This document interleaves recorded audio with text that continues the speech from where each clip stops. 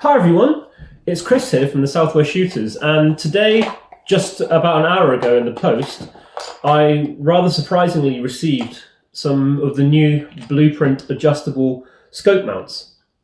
This was part of my endorsement from the Airgun Support Pack, and Tony Belis organised these to be sent to me. And it's crazy, I was actually thinking about getting some new mounts recently. So as I have a Daystate Wolverine which is in need of a scope to be affixed, I'm going to attach an MTC. I thought I would just walk you through me doing it for the first time, because why not? So I've just got these out of the box, and I've never used the adjustable mounts before, so I guess we'll explore it. What it will mean is that this Allen key can be loosened and we can adjust for horizontal and vertical axes, X and Y axis. So what I thought I would do is I would just talk you through how I mount a scope. This is my own way. I'm not saying it's right, I'm not saying it's wrong, I'm just saying it's how I do things. And your mileage might vary, you might choose to do it differently, but this is how I do it. Now, the bits where I'm unscrewing stuff, I will obviously speed up the footage.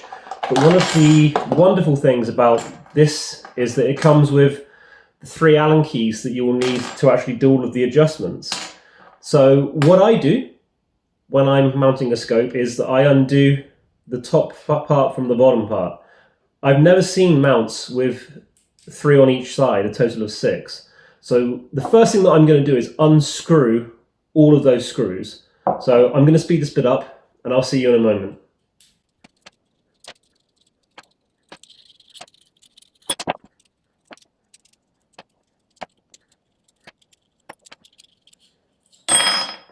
Alright, so I've taken off the top half of the mount, excuse me, from the bottom half, and the next thing that I would ordinarily do is I would turn the scope down to its lowest magnification, and I would just roughly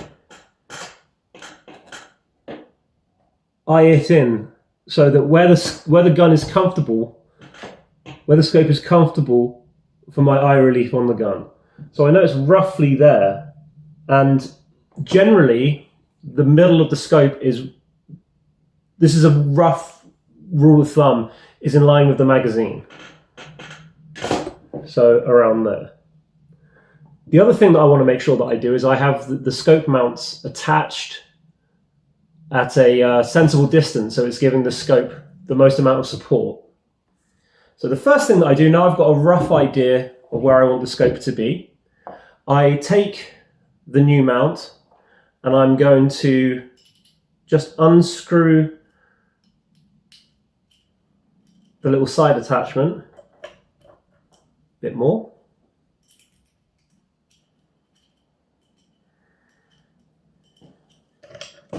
And I put it on and I just do it up. When I say finger tight, obviously I'm not doing this up with my fingers, but just so it's secured on there, but I'm not trying to do anything other than attach it to the rail. At this stage, all I'm interested in is getting it roughly attached so that future adjustments are simple and nice and easy. Come on. Sometimes it's a little fiddly, but that's okay. Okay. So as the same as the first one, I just do it up so it's finger tight. And once we've put it on, we'll explore the sort of adjustment abilities that this set of mounts has. Okay, so that feels good. So what I do is I then put the scope on. It's looking good, and it's great because it's got enough clearance for the magazine. Now I'll also need to check, because I sometimes shoot forward a touch.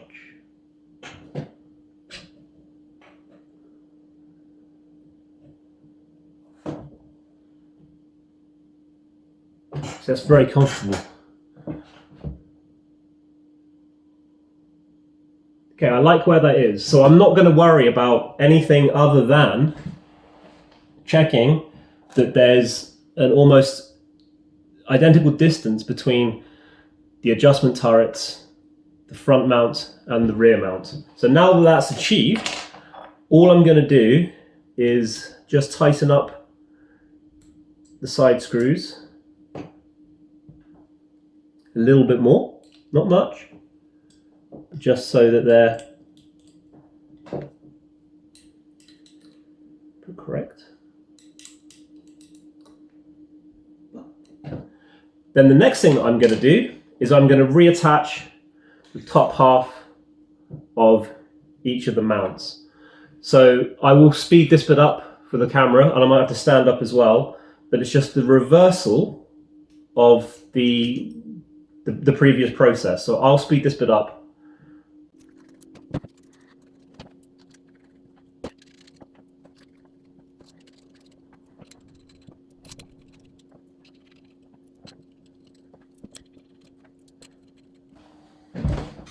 All right, so now I've kind of lightly attached the top part of the scope mount to the bottom, and I've tried to do it lightly. And the reason why I've tried to do it lightly is because it means that I've got a last bit of adjustment should I need it for the angle of the scope itself.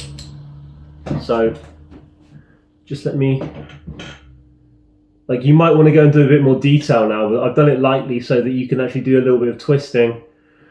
But that looks good. I mean, there might be other things you'd want to do to ensure that it's like that, but to ensure that it's plumb. But I'll be honest with you, I never have. People tell me that the scopes aren't straight. I make it work for me. So then the last thing that I do is tighten everything so it's nice and secure, so it won't get moved, dislodged, or played with. So that's nice and secure. So the thing that I would just do just to double check, yes, okay, that feels absolutely lovely. Perfect. All right. So now that the scope has been, now the scope has been attached to the gun, I think we can just spend a little bit of time looking at the levels of adjustability. So this is brand new for me.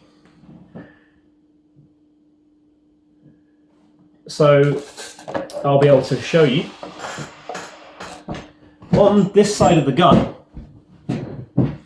there are some Allen key heads, which I'm going to loosen. Let me speed this bit up.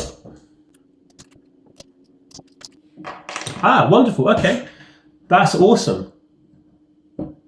So I've never seen this before, right? And I hope this is coming up on camera.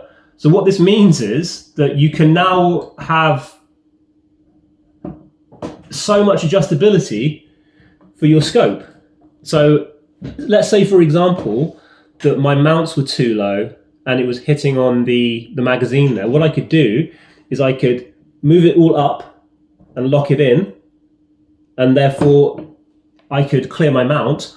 Or what I think this would be useful for is I would guess it's the intended purpose.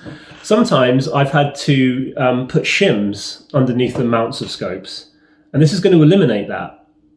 There's no rhyme or reason in my experience when a gun has ever needed a shim on. It's just the luck of the draw, right? It happens sometimes, sometimes it doesn't.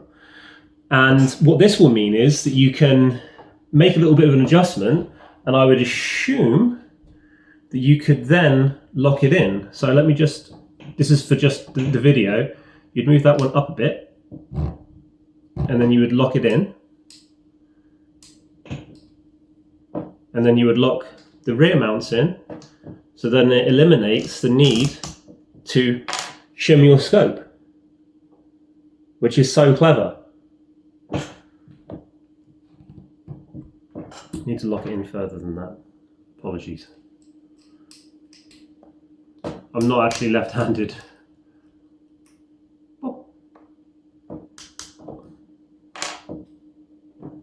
Yeah, that's tight. They're exceptionally well made.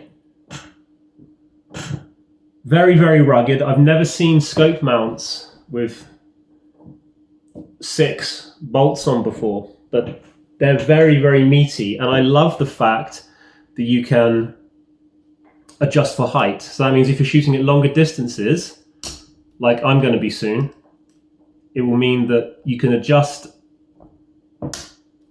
the elevation of the scope for exactly what it is that you're doing. And that is cool. Obviously the proof will be in the pudding. I'll take the gun out the next time that I've got the time to take it for a little shoot. But my first impressions of these mounts are very, very positive. Very, very rugged indeed. And it actually answers a problem that you have, and that is the need to shim your scope. Completely eliminated now. There you go. Thank you, Tony. Thank you, MTC, Brocock and Daystate. I can't wait to use these. Let's see what we can do. See you soon.